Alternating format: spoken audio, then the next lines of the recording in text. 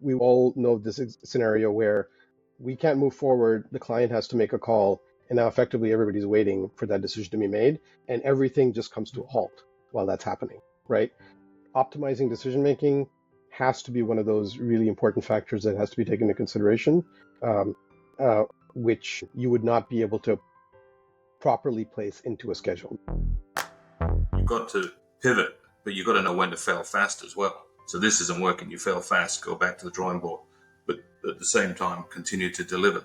So the organizational structure shouldn't impact the day-to-day delivery. It's that continuing to hit the vision, the North Star, in an efficient manner and being able to pivot with external, with internal influences. That's where you test the organization.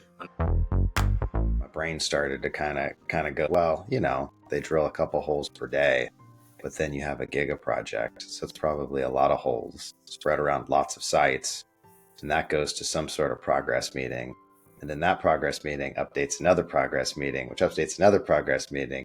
And then eventually somewhere, someplace, which is how it always works, there's someone who's looking at like 10 milestones and it's like, yes, my $1 trillion project is on time. I've learned the concept of scaling. First in physics, when you have things like nuclear reactions where they scale exponentially. And then you have the concept of scaling in venture capitalism, which is, how do you exponentially grow a business? It's very, very difficult, I found, for humans to think non-linearly, but it's a skill you have to develop. It's not inherent. But this is scaling to a mega extent. So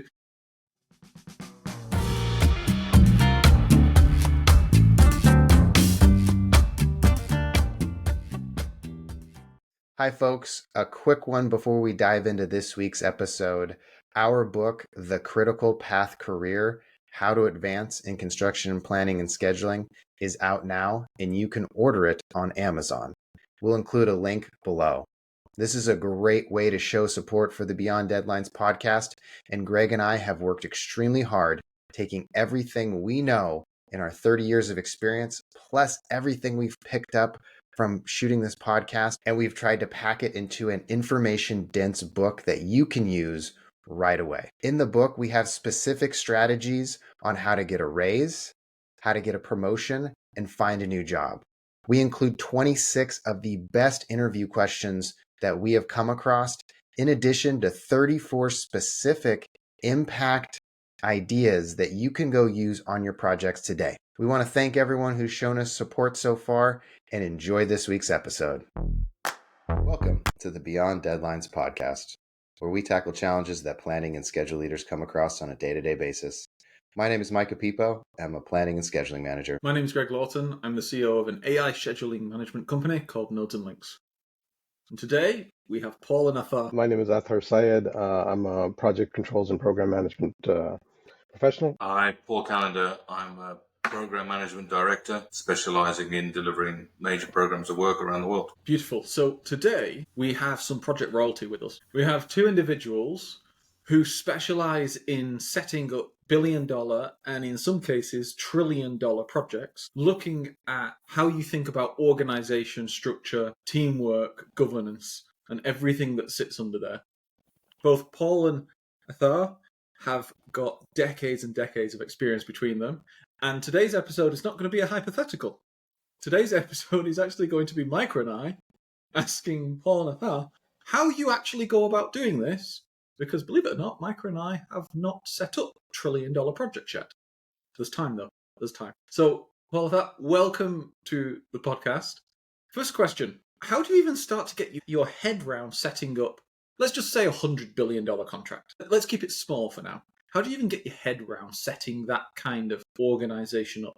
What I've found is working through having worked on smaller jobs and then slowly progressing towards much larger jobs was the establishment of a framework to make sense of the situation that you're in and then act accordingly in terms of setting up an organization. So the process that I'm currently following and have been trying to develop over these recent years is you go through a process of defining what the need is in terms of what is the scope and what is, very importantly, the context within which you're delivering it. And then essentially looking at what are the aspects of your project organization that have to be brought up to meet that need. I define the project organization in broad terms in terms of people, processes, systems, and the agreements that bind the people and the groups together. And the specific areas of performance that I'm looking at are strategy, capability,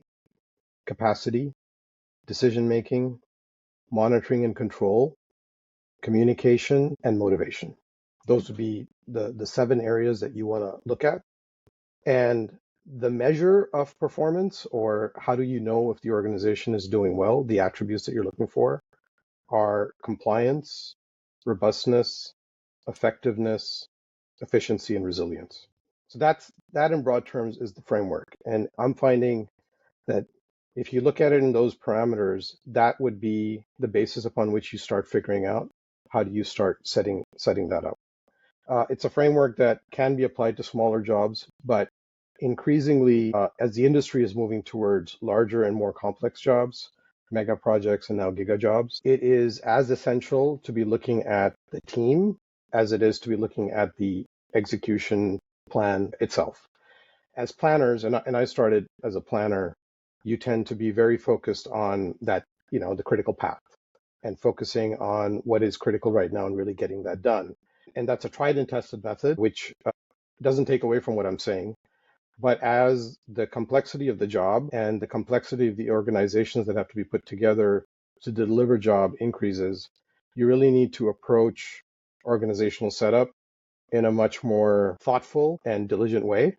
And the framework that I just laid out is the basis that you would approach that would allow you to try to do that in an effective way. Beautiful. So I've got so many questions, but I'll start with this one. So I'm learning a new framework, listening to you here in my mind, but I haven't sat down and built that framework for $100 billion, $500 billion job. Help me imagine if, let's say, I'm sitting on a job that's 50 million.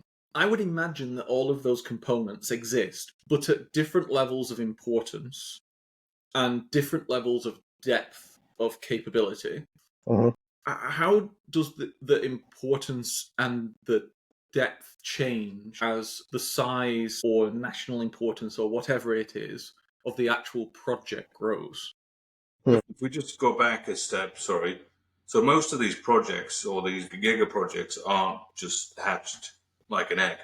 There's years and years of, prior planning that goes into it. So what generally happens is you influence this through that RFP stage or through the project initiation stage as well. So you're already developing kind of rapid deployment teams, resourcing these people, putting plans together, execution plans. And that's part of your success factor is I've got the best project execution plan. And on this particular project that we can't talk about, this was taking 6 months at least to put that together before you even get to the client's office. And then you're resourcing all the way through that. So you do have a kind of a 90-day plan that you've developed as part of that tender stage or as part of your pitch that we're putting on the table. And that, as Athar says, that gives you that framework. Then you test that framework and you mature the organization as you're recruiting, as you're resourcing, as you're assimilating data. And the key thing is that rapid assimilation of data, which you've done through the specification, the scope and the tender and everything else. But then as soon as you hit the ground running, you've really got to get people in there and remove any kind of barriers to how you get to the number of that data. Yeah. I think, and I'll add to that, Greg. I mean, it's even when you go from, mega to giga or you're going up the scale, the basic functions are still the same. You're still going to have planning. You're still going to have costs. You're still going to have document control. What you're looking at, though, is the size of the scope. So to some extent, that one is actually more measurable in terms of I've got this much workload to do, and therefore I've got some heuristic or some baseline upon which I can do an extrapolation and figure out, okay, if I need to do this amount of work, I need these many people, I need these many elements.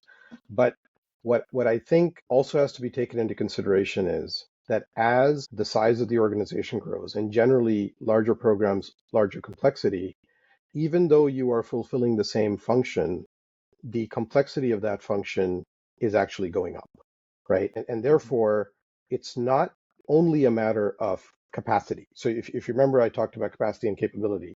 Those will go up relatively linearly to the scope and size of the job. But what you're not perhaps taking into consideration, or often is not taken into consideration, is that comms is a lot more complex when I've got a 50-person planning team versus a 5 planning team.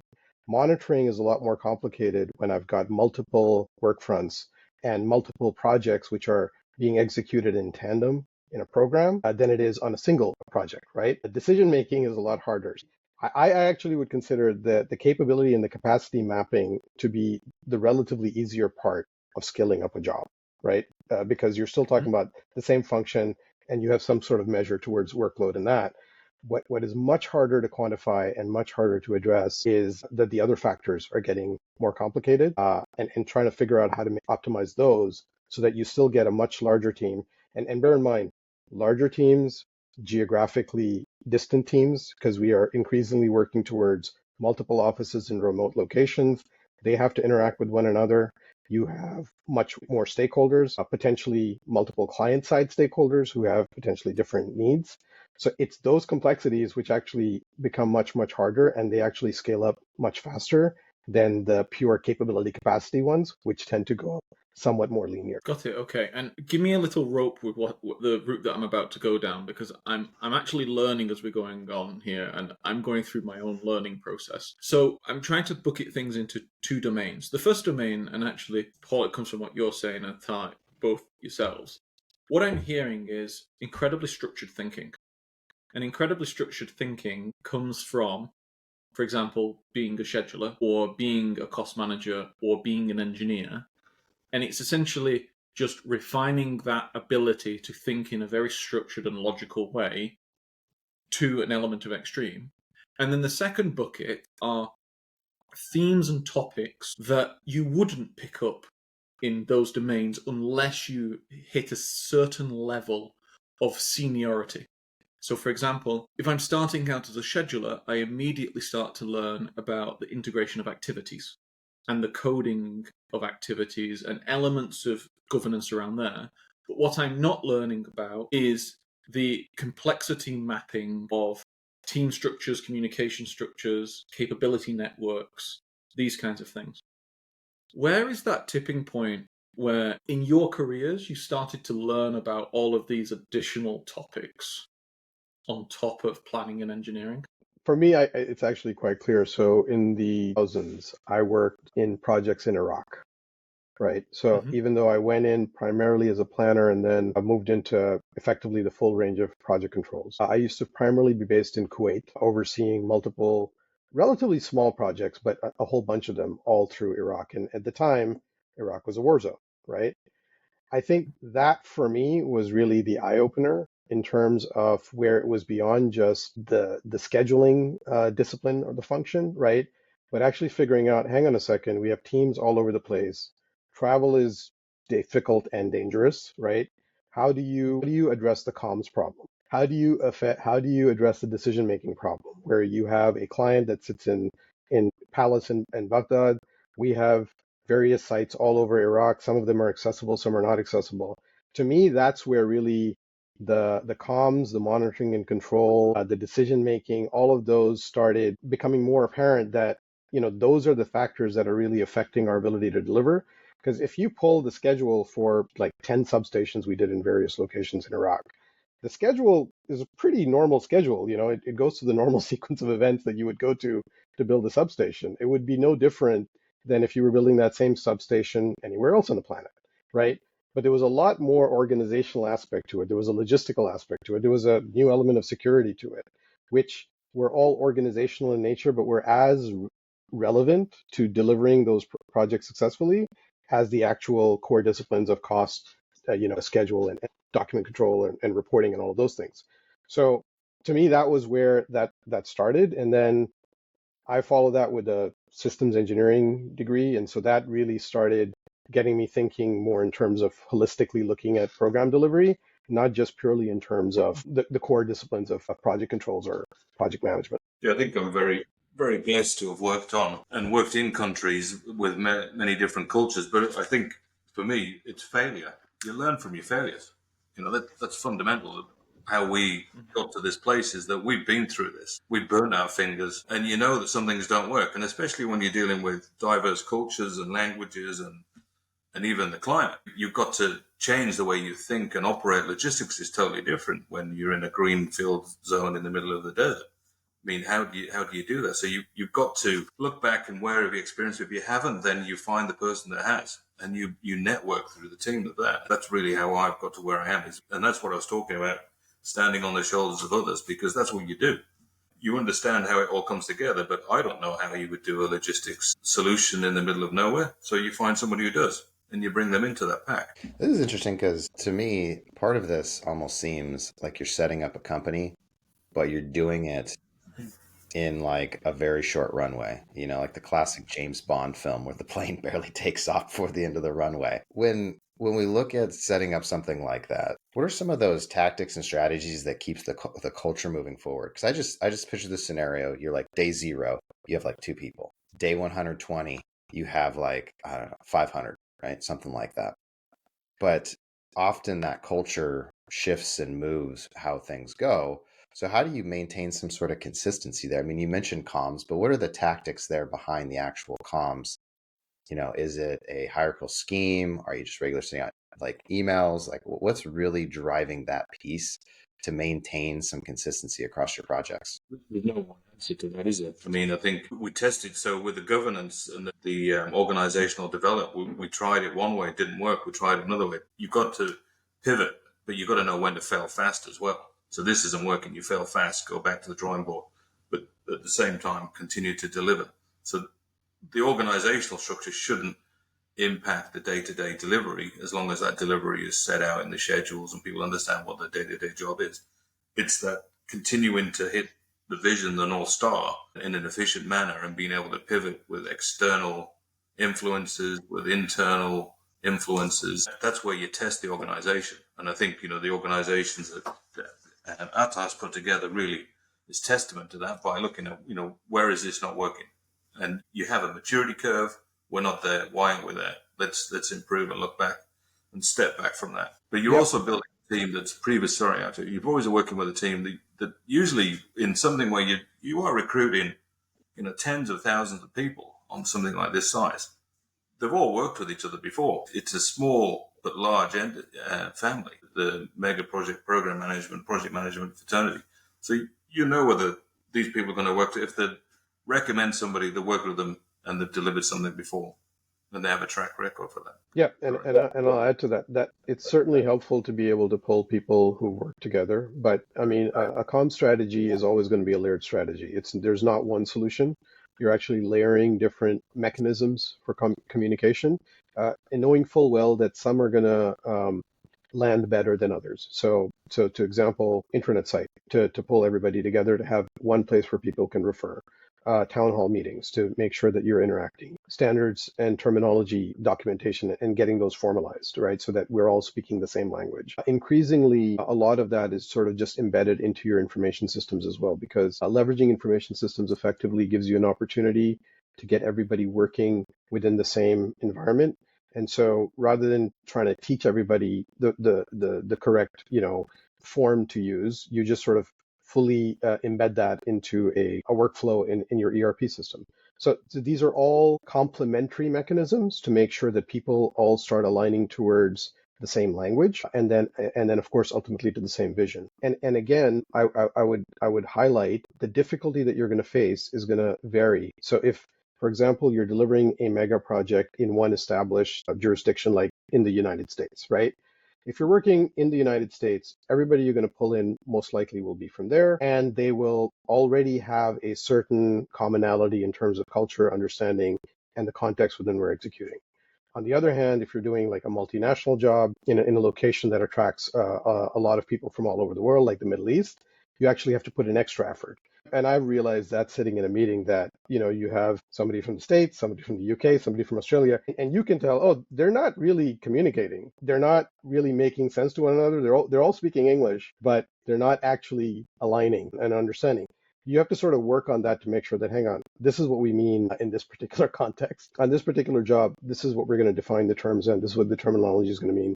This is how we're going to all work together. And that has to be worked on. If you don't put an effort into it, a team that interacts with one another for long enough organically will develop that as well. But if you're pushing towards higher efficiency, higher performance, you have to actually take it seriously uh, and address it more proactively so that you get better performance with your team faster. Yeah, well, you don't know where organically that's going to go either. True. If you let that develop, I mean, it will develop, but you don't know what it's going to do. Go ahead, Greg. I was just thinking there of condensing, because there's a huge amount of experience and knowledge and thinking in what you guys have just said. I was just trying to think how to condense some of the elements, and I just wanted to test some of those ideas with you, and you tell me if I'm right or wrong on these.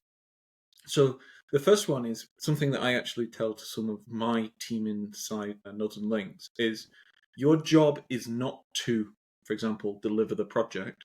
Your job is to build the machine and the organization that is suited to deliver the project. So you're not taking the weight of 100 billion on your shoulders. You're taking the weight of a management structure of 60 people that will then form 1,000 people, which will then form 20,000 people, which will then deliver 100 billion. And that to me just makes it more relatable, and it actually makes it feel achievable. Mm-hmm. If you told me, spend $1 billion a week or something, I'd be like, I have no idea how to do that. But I'm sure 1,000 cost, procurement people could. Is that an accurate set of statements? In some ways, yeah. I think, as Micah alluded to as well, you've got the culture. So you start with an organization, you don't know where it's going to end up. The culture, and especially the management style from different cultures, impacts that. So in the Middle East, the governance around payments and around contract management is slightly different to the governance you might have in America, because you have trusted systems, whereas in the Middle East, there is the perception that bribery and corruption is everywhere.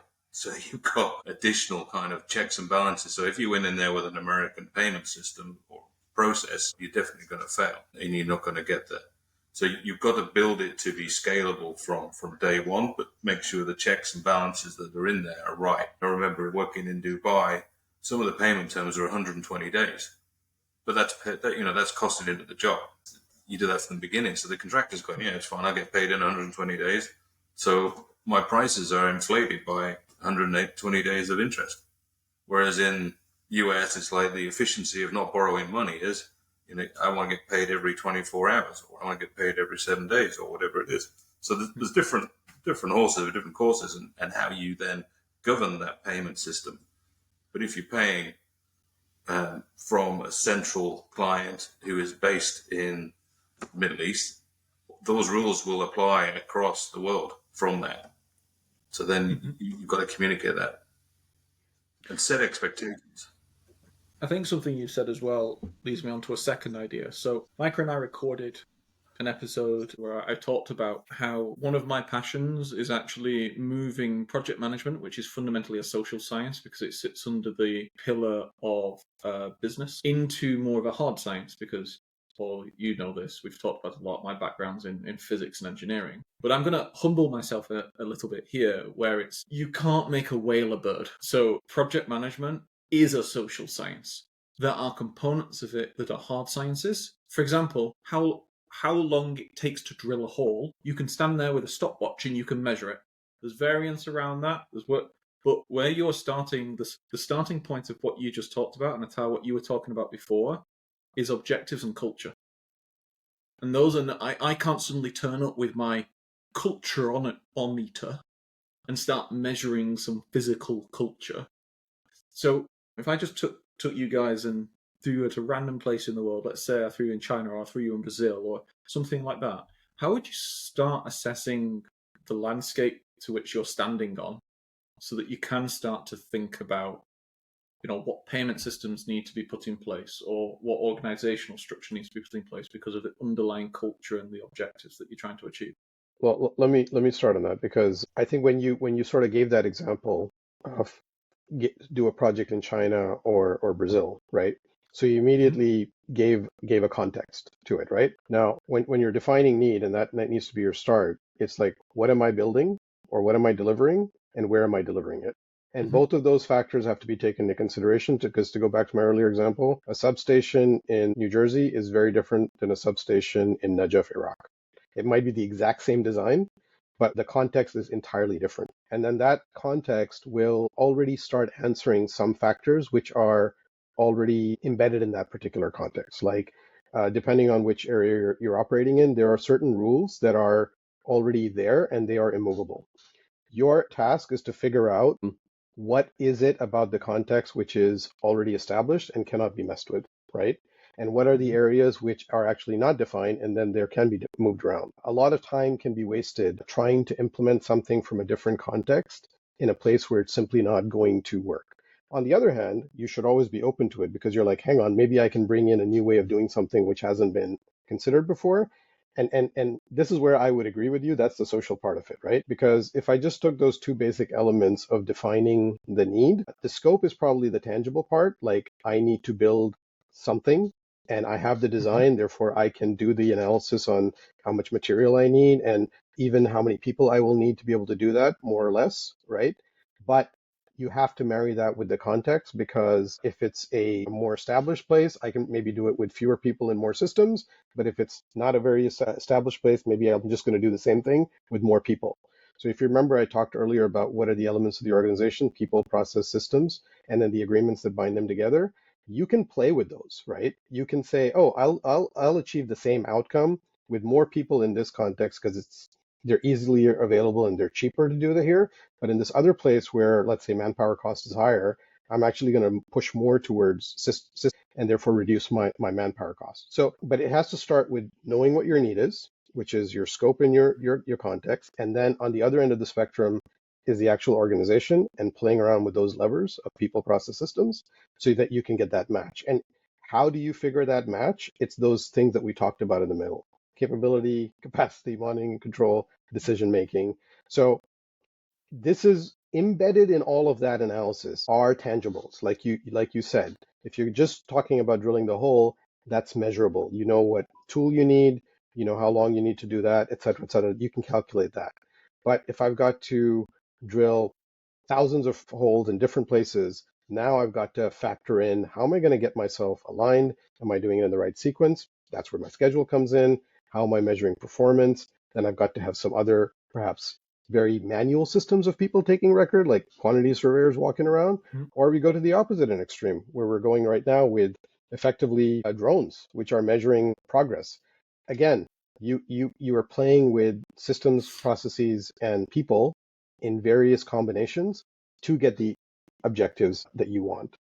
I don't know if that answers your question, but it sort of is the approach you have to take to be looking at each aspect of what you're trying to deliver and figuring out what combination best suits this need, taking into consideration the context within which I'm operating. You know, it may not answer the question, but it'll give us more questions.